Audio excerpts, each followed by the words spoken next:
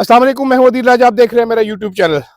बात करूंगा आज पाकिस्तानी निज़ाम की, जिसको एक शख्स की इनकार ने नंगा करके रख दिया है, लेटा दिया है ज़मीन पे। क्या जज, क्या एस्टेब्लिशमेंट, क्या ब्यूरोक्रेसी, क्या सियासतदान सब मिलकर खड़े हुए हैं एक शख्स के खिलाफ, उसको चैलेंज करने के लिए। और वो अकेला ही निज़ाम को लिटाता चला जा रहा है। जी हाँ नाजरीन, इमरान खान, जिसकी एक ना ने सारे निज़ाम को उल्टा सीधा कर दिया है। निज़ाम को समझ नहीं आ रही कि अब क्या करे। हर किस्म की बदमाशी करके देख लिए, क्या करे, कैसा करे कि ये निज़ाम बच जाए। अपने आप को बचाने के लिए निज़ाम जो है अपनी दुम को खाना शुरू हो चुका है। इस पर बात करेंगे। साथ साथ इमरान खान ने अपनी टीम में अहम तब्दीलियां की हैं, टीम तब्दील हो रही है और नए लोग सामने आने वाले हैं। कुछ आ चुके हैं, कुछ मजीद आएंगे। शेर अफजल मरवत साहब पर बात करेंगे। इसके साथ साथ आपको बल्कि शेर अफजल से मतलब वाकया सुनाऊंगा। तलाल चौधरी साहब पे मैंने कल रात को कहा था बात करनी है, चंद लाइनें ही कहनी है। उनके गरूर, उनकी अकड़, उनका क्रोफर, उस पर बात जरूर करना चाहूंगा। और साथ मोहसिन नकवी एक बार फिर बेइज्जत हो गया, कल फिर किसी कांग्रेसमैन से मिल पड़ा है, अगले ने फिर जाके ट्वीट ठोक दिए। पता नहीं क्या चक्कर है, ये बंदा कितना ही कोई नैश है, आई डोंट नो, पता नहीं क्या। खैर, शुरू करते हैं नाजरीन इमरान खान की टीम की तब्दीलियों के हवाले से। मुझे याद पड़ता है नाजरीन, बहुत अरसा कबल किसी ने इमरान खान को जाकर जेल में बोला, तहरीक इंसाफ के लीडर में, कि भाईजान ये आपने शेर अफजल मरवत साहब को आगे किया हुआ है, आपको मालूम है कि ये कौन साहब हैं, ये किन के कहने पर घुसाए गए हैं हमारी जमात में। तो इमरान खान साहब हंस पड़े। उन्होंने कहा यार अभी तो ये जलसे इसको करने दे रहे हैं, तो ये कर सकता है, आप कर सकते हो जलसा या नहीं। उन्होंने कहा जी मैं तो नहीं कर सकता सर, मुझे पुलिस पकड़ लेती है। उन्होंने कहा तो फिर इसको करने दो, जब वक्त आएगा तो देखा जाएगा। जब इमरान खान साहब को 9 मई के केस में गिरफ्तार किया गया था, और पहली बार जब वो, आपको याद होगा, स्पेशल कोर्ट बनाई गई थी जहां पर पेश किया गया था इमरान खान साहब को, तो वहां पर मोहसिन रांझा साहब और अता तारड़ साहब पहुंच गए थे। तो वहां पर जो वकला थे, फैसल चौधरी साहब भी थे और भी थे, उन्होंने उस टाइम अदालत को कहा था कि जी इनको बाहर निकालें, ये कौन है। तो अदालत ने इनको बाहर निकालने का हुक्म दिया था। तो मोहसिन रांझा साहब ने निकलते निकलते, वहां से निकलते निकलते मोहसिन रांझा साहब ने शेर अफजल मरवत का कहा था जी इसको भी उठाएं, ये भी तो मेरे साथ ही आया, मैं ही इसको लेकर आया हूं। तो उसके बाद जनाब आला शेर अफजल मरवत साहब नहीं उठे, वो बैठे रहे, बल्कि बाहर आके उन्होंने इमरान खान की जानिब से या तहरीक इंसाफ की जानिब से वहां पर मीडिया टॉक भी की। ये एंट्री थी शेर अफजल मरवत की। ये बहुत तरीके इंसाफ के बहुत सारे वकला इसके कंफर्मेशन भी कर सकते हैं। आज मैं आपको ये वाकया सुना रहा हूँ। तो कल ये हुआ कि अडयाला जेल शेर अफजल मरवत साहब पहुंचे। इमरान खान की तरफ से पैगाम आया कि भाईजान ये मेरा वकील नहीं है, मेरी लीगल टीम का हिस्सा नहीं है, तो मैं इससे मुलाकात नहीं करना चाहता। तो इमरान तक खान तक के एक्सेस की कहानी शेर अफजल मरवत साहब की हुई खत्म। अब शेर अफजल मरवत साहब या तो पार्टी डिसिप्लिन को फॉलो करेंगे जनाबे वाला, या फिर उनका वही अंजाम होगा जो परवेज खटक का, जहांगीर तरीन का और अलीम खान का हो चुका है। असद कैसर साहब और बैरिस्टर गौहर साहब बहुत अरसे तक इसको बचा नहीं सकेंगे शेर अफजल मरवत साहब को उनकी बदतमीजियों की। उनको चुनना पड़ेगा रास्ता कि वो तरीके इंसाफ में रहना चाहते हैं या फिर वो अपने मालिकान के कहे पे चलेंगे। पीका लॉ पास हो चुका है, आपको जैसे कि मालूम है। अगर आज मैं आपको बताऊं कि जनाबे वाला हुकूमत ये सोच रही है कल कि वो छोड़ दे हुकूमत, असेंबलीज डिसॉल्व कर दे, और कल अगर ऐसा ना हो तो मुझे 3 साल के लिए जेल हो सकती है। अगर मैं अपने दिल में ऐसा कुछ सोचूं तो भी हो सकती है। इस लॉ में इतनी इम्प्यूनिटी दी गई है गवर्नमेंट को किसी भी बात पर किसी तरीके से एक्ट करने की। ये सहाफ़ियों के लिए एक नैब बना दिया गया है। मज़हर अब्बास साहब ने कल एक शो में बोला, और बिल्कुल ठीक है, सहाफ़ियों के लिए नैब है जिसको मर्जी जब मर्जी उठाकर ले जाया जाए।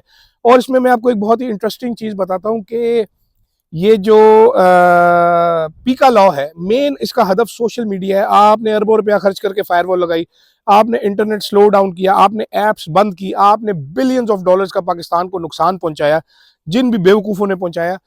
आपका बयानिया जब अभी तक ख़त्म नहीं हो पा रहा, तो अब आप लेकर आ गए हैं एक और ये ड्रामा नया कि जनाबे वाला हम अब पीका लॉ लेके आएंगे। कोई भी यूट्यूबर जो है ये कुछ बोलेगा तो इसको पकड़ेंगे। सहाफ़ियों को तसल्ली कराई जा रही है कि आपको कुछ नहीं कहा जाएगा, ये तो सिर्फ यूट्यूबरों के लिए है। ऐसा पाकिस्तान में कभी हुआ नहीं है, ठीक है। ये सारे सहाफ़ी भी पकड़े जाएंगे। जो नहीं समझ रहे वो बड़े बेवकूफ़ हैं, जो समझ गए हैं वो एहतजाज कर रहे हैं। जैसे ये मौसम हुआ ना, it is very windy and chilly right now where I am standing, ऐसे ही पाकिस्तान का सियासी मौसम है, very windy and chilli.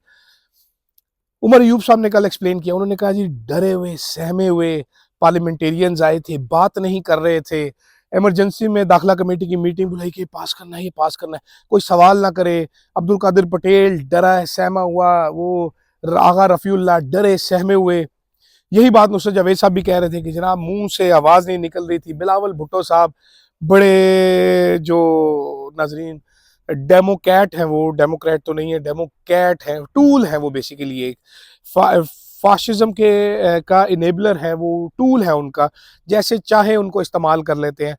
Peoples party ने अपने चंद पुराने साफियों के जरिए खबरें लगवाई कि हम तो बड़े इसके खिलाफ है जी, हम तो ये चाहते हैं वो चाहते हैं। फिर उनको निसार मुराई, मेरा ख्याल है उज़ैर बलोच वगैरह की फाइलें शायद दिखा दी गई, या उनको फेक अकाउंट जीआईटी दिखा दी गई,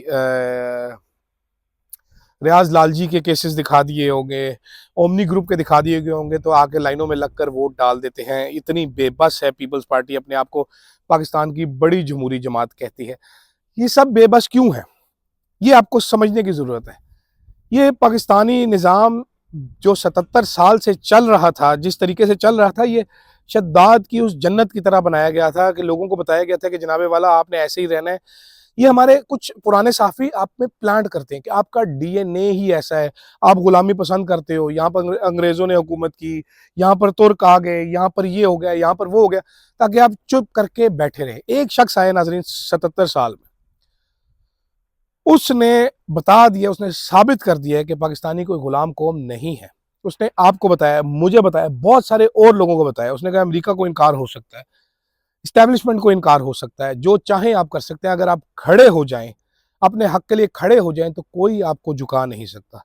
वो कहता है भाईजान मैं ना खुद झुकूंगा ना अपनी कौम को झुकने दूंगा। ये पूरा निज़ाम नाजरीन दोहरा हो चुका है, ये उल्टा सीधा हो चुका है उस आदमी को, एक शख्स को हराने के लिए। आप जजेस को देख लीजिए, कैसे कितने सालों पढ़ के माँ बाप ने वकील बनाया होगा याया अफरीदी साहब को, फिर वो जज बने होंगे, खानदान में खुशियां मनाई गई होंगी। आज वो एक मेयर टूल है, he is a tool to enable this fascism. इससे ज्यादा उनकी कोई वैल्यू नहीं रहेगी। जस्टिस अमीनुद्दीन खान साहब को देख लीजिए, आप सोशल मीडिया बंद करेंगे, मीडिया बंद करेंगे, सब कुछ बंद कर देंगे, पूरा मुआशरा ऐसे क्लैम डाउन कर देंगे आप।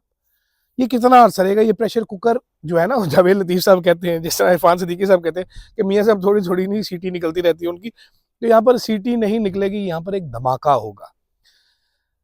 दुनिया थोड़े अरसे के लिए सही, लेकिन पाकिस्तानियों ने भी ये देख लिया है आज़ादी क्या होती है। पाकिस्तानी अब सोशल मीडिया के दौर में वो जी चुके हैं। इससे पहले पाबंदी नहीं थी, उनको मालूम है दुनिया में क्या हो रहा है, दुनिया में लोग कैसे अपने हक के लिए आवाज़ उठाते हैं, कैसे बोलते हैं दुनिया में। आपको पता है खानेवाल के पास शायद एक गांव है जहां पर पूरे का पूरा गांव यूट्यूबर बन चुका है। अता तारड़ सब तो कल बता रहे थे यूट्यूबर पैसे कमाते हैं, लेकिन पूरे गांव अपनी किस्मत बदल रहा है। 100 सिल्वर प्ले बटन है, 100 एक गांव में, और मेरा ख्याल है 5 के 6 गोल्डन प्ले बटन है, यानी कि 1 मिलियन से ऊपर सब्सक्राइबर जा चुके, इतने बड़े बड़े चैनल बने हुए। यहाँ पर हमारी हुकूमत जो है वो हमें 1980 की दहाई में रखना चाहती है, वो हर चीज़ बंद करना चाहते हैं, वो मीडिया का गला घोंटना चाहते हैं। ये मीडिया प्रॉब्लम नहीं है, जिस चीज़ को बंद करना चाहते हैं वो है इमरान खान, जो इन्होंने हर मुमकिन कोशिश कर दी, उल्टे सीधे हो गए हैं, जराबें अपने मुंह पे इन्होंने चढ़ा ली हैं अपनी, नहीं कर पा रहे, अभी आगे भी नहीं कर पाएंगे। ये अलग बात है कि हम जैसे मजीद कुछ नौकरियों से हाथ धो बैठेंगे, कुछ जेलों में जाएंगे, लेकिन एक अदील हटेगा 10 अदील खड़े होंगे, एक इमरान रियाज हटेगा 10 इमरान रियाज खड़े होंगे। एक अरशद शरीफ को हटाया आपने, आप उसका जनाजा तक नहीं संभाल पा रहे थे। तो खुदारा मुल्क का सोचिए, सिर्फ अपने चंद सालों का मत सोचिए, अपनी नस्लों का सोचिए, मुल्क का सोचिए। फिलहाल के लिए नाज़रीन इतने खबरें तो बहुत सारी थी, लेकिन इस पे बात करना पीका पे, और जिस तरीके से बर्बादी की जा रही है इस पे बात करना बहुत ज़रूरी था। क्योंकि जैसे कि मैं अभी खड़ा हूँ विंडी एंड चिली मौसम में, ऐसे ही पाकिस्तान में सहाफ़त के लिए, यूट्यूबर्स के लिए it is beginning to get windy and chilly. So let's be careful. Allah सबको अपने हिफ्ज़-ओ-ईमान में रखे। फिलहाल के लिए नाज़रीन इतना ही, इजाज़त दीजिएगा। अल्लाह हाफ़िज़।